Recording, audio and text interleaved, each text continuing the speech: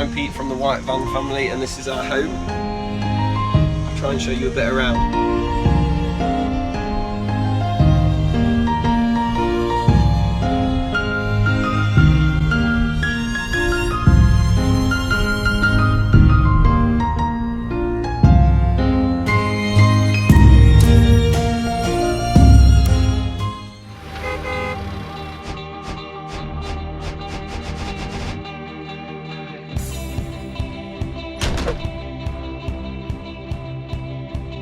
Morning, it's a little bit of a different video from us today. I'm going to be talking about budgets on van life living.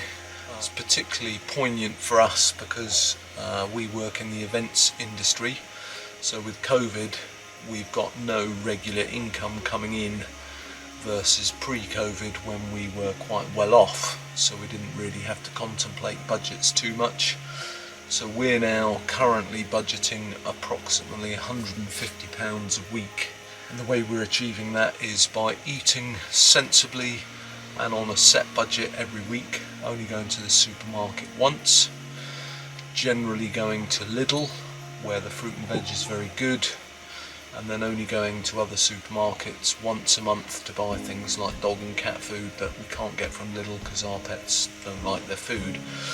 So long and short is we've had to very quickly adapt into a slightly more frugal and budget conscious lifestyle. So we've recently met up with White Van family and spent well over 3 or 4 weeks with them. Or this current park up we've been at for 2 weeks or a bit longer on the beach.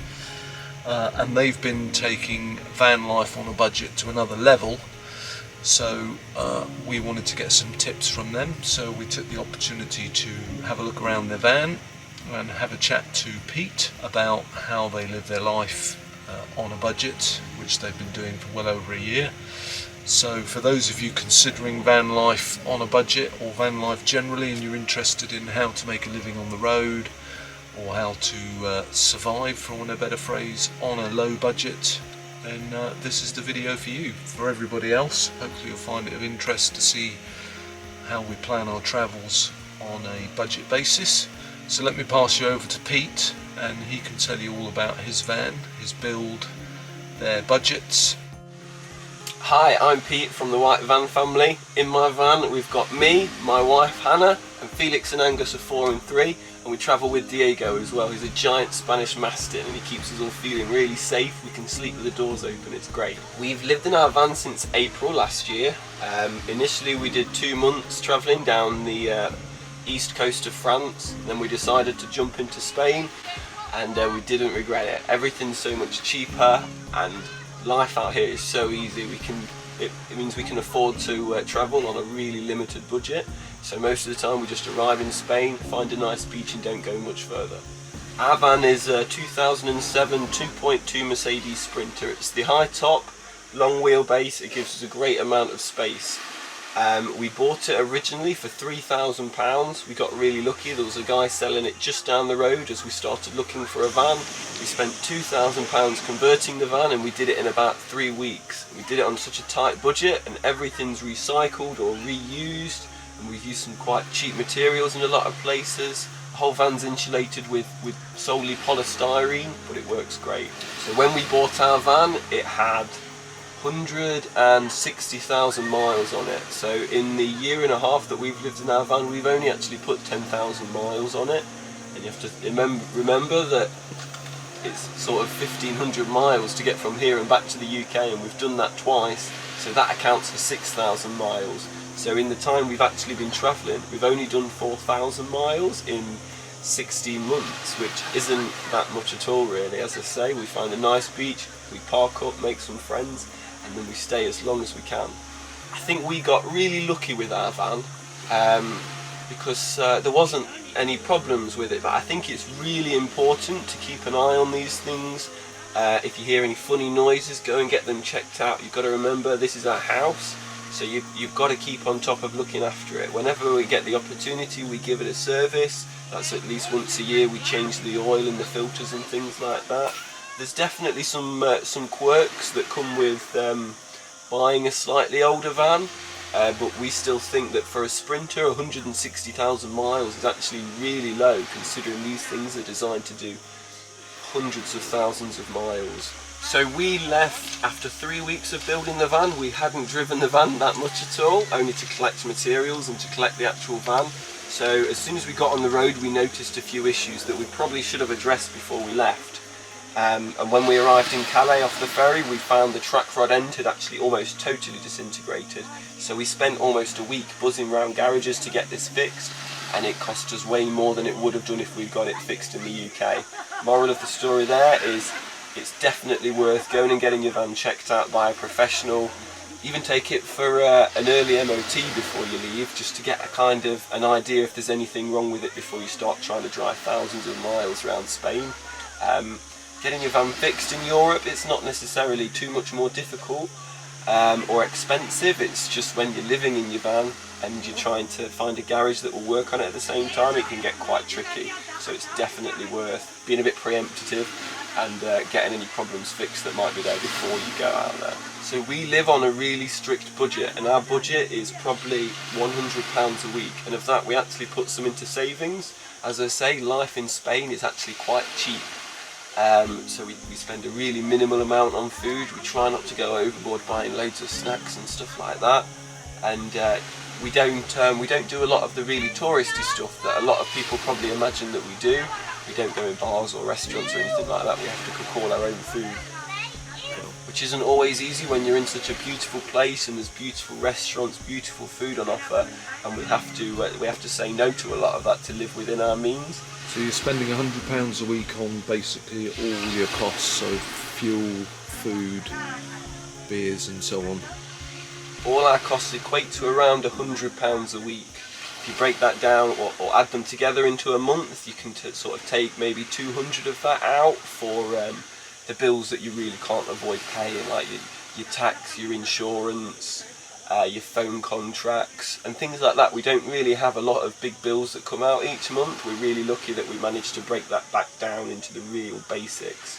And then what's left, we probably spend £40 a week on food, and anything that's left over we put into a savings account in case we have any emergencies. And a lot of people ask, what's the exact price? And I've given you the exact price, but it can be so different for everybody, because everyone will have different rates for their insurance, and their tax might be different because they're in a different type of vehicle. So it's really hard to answer this question, but the best way to look at it is to look at all your outgoings, sort of make a note of what you're really going to have to keep paying and what maybe you can remove. So sort of maybe you've got some subscriptions to some streaming services and things like that. Maybe you can get rid of that and cut it right down to the bare basics, and then look at what income maybe you can make on the road, or what income you've got coming in anyway, and just sort of work out if there's a budget there and give it a try, really. Yep. So we're really lucky that we managed to buy a house at a really fantastic price in a really small village in Nottingham. And because it's so cheap, the mortgage is really low, and the rental income's quite high. If you're considering this lifestyle, the most important thing is to look at the money aspects of things, whether you're going to have enough money to enjoy van life the way you want to. If you're the kind of person that's going to want to go to a restaurant every night, then you need to factor that in, because the worst thing is to spend thousands of pounds building a van and then finding that it's really not for you. It's not for everyone. There's certainly some aspects of van life, having seen pictures on Instagram and stuff like that, and maybe thinking it's a really glorious lifestyle, and having not actually seen these negative aspects or difficult aspects of van life. And I think it's really important to understand those aspects before. Of course, you might go into van life, find all these unexpected things, and still find a way to enjoy it, as we do, but maybe not. So would you say there are any downsides to van life, particularly van life on a budget? There's always some downsides in whatever path you follow your life. There's always some difficulties you didn't expect, but I think the most important thing is to look at it and decide whether those negatives outweigh the positives of the lifestyle. for us, we have a small budget, and like I say, sometimes you might struggle to find parking, sometimes you might get turfed away by the local police or guardia. We don't necessarily look at downsides of our way of life, we look at some slight difficulties and things that you wouldn't come across if you lived in a house, such as finding water on a budget can be quite interesting, and you have to be a bit inventive sometimes because you can't just go into a campsite and pay a fortune for a night's stay in a campsite purely to wash your clothes and things like this. So we generally get our water from garage forecourts and things like that, to make sure that wherever possible we reduce the cost of everything available. Personally for us, we find van life is a perfect life. Like I say, there's some small stresses, but in the grand scheme of things, those small stresses, they might feel a bit blown out of proportion when you've not got any other real stresses going on in your life. Finding water, it's not a big deal, there's always somewhere. They get blown out of proportion a little bit because you've not got anything else going on to worry about. But overall, the positives far outweigh the few struggles that you do have. I'll try and show you a bit around. Our van is called the Big Old Rolling Turd, after RV is a Robin Williams film, and we call it Bought for short. Yeah. So why is it just literally named after the RV in the film? Well, quite literally, it's just a big old rolling turd, isn't it? Yeah. It's just. Is it really slow? No, it's not too slow. Now it's had a new clutch, which cost us a fortune. But it's just a bit of a heap of junk, isn't it? Really, we built it in 3 weeks, and yeah, it's rusting apart everywhere. So we've got to go back to the UK and spend a load of money on it. But it'll always be the big old rolling turd. This is our kitchen area. We've got a cupboard here which holds a lot of the electrics for the lights as well, which are under here. Some storage, IKEA storage rack. We've got the gas water heater here, and everyone thinks it's going to kill us because we've not got a flue, but we actually only use it for 30 seconds at a time with all the doors open, so it blows everything straight through. We only use it to wash the pots. We've got a fridge right here. It's a 240 volt fridge. It's only 60 watts. But the startup is much too powerful for our inverter, so we don't have a fridge. Oh, everything's got a bit of a story. We've got pictures, we've got an axe that we carried around in a box because I couldn't bear to leave it behind, but we just screwed it to the wall because we never used it, and it looks pretty, but it serves no purpose. We've got the clock with no hands because it fell off the wall while we were driving, and now it just serves as a metaphor. And the antlers, where did you get them from? They were bought on eBay for 20 quid. Oh, so it's not some trophy you found out in the Highlands? No, not at all. They were just on my wall in my house, and we went back to the UK at Christmas and we said we really need to put some antlers in it. So we put the antlers in it, and every time you open the window you like take your eye out, which is why I wear glasses. There's nothing wrong with my eyes.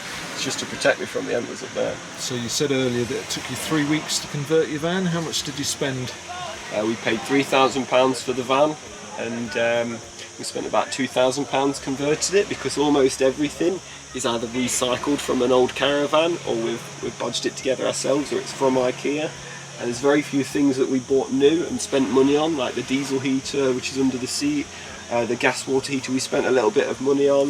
Of course the windows and stuff can be a bit expensive, but it's all insulated with polystyrene, which is really cheap. We use the stretch carpet, it's really cheap and quick.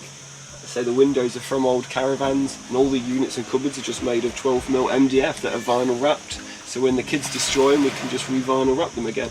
The table's made from a piece of driftwood wood that washed up on the beach just on the table legs like that. We just screwed them on the back. We had a table before, but it was massive and we rarely use it, so this takes up a lot less space and still plenty big enough just to kind of socialise around in the colder months. Our electric panel, it's the cheapest one you can get off eBay. It's just got one main power wire to the batteries. Half the switches already don't work. I've got one for the lights here, but if I turn them on the fan comes with it because I've not got a separate switch for the fan yet. But I'll show you anyway. Some of the lights come on there. We can turn the lights on and off individually up here, like that. The fan comes on with the lights. So have you got any toilet facilities on board? Our only toilet facilities are on board. We have the Thetford Portaloo, which actually fits really well in the IKEA storage box with a bit of modification. hides it pretty well, and it's there if we need it.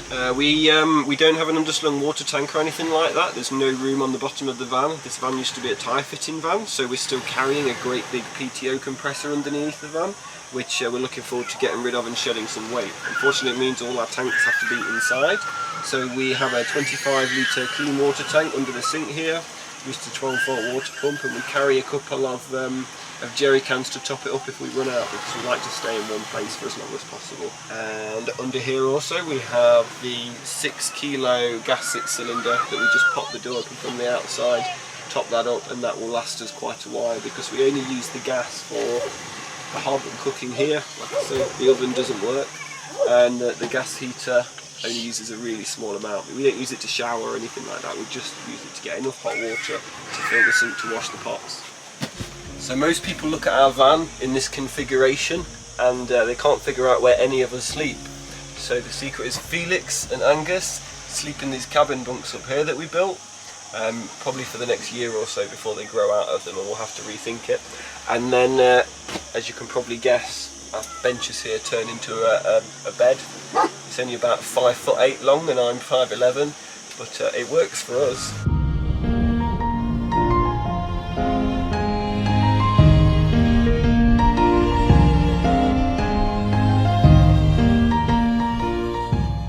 Thanks for taking the time out to talk to us. Thank you very much. About the intimacies of your world. So what are you going to do today, Pete? How's your day looking? How's my day looking? We're parked right on a beautiful beach. There's lots of really cool, nice people here, so we're going to sit here, enjoy the sun, enjoy a beer with some locals and some friends we've made on the road, enjoy the sun and just enjoy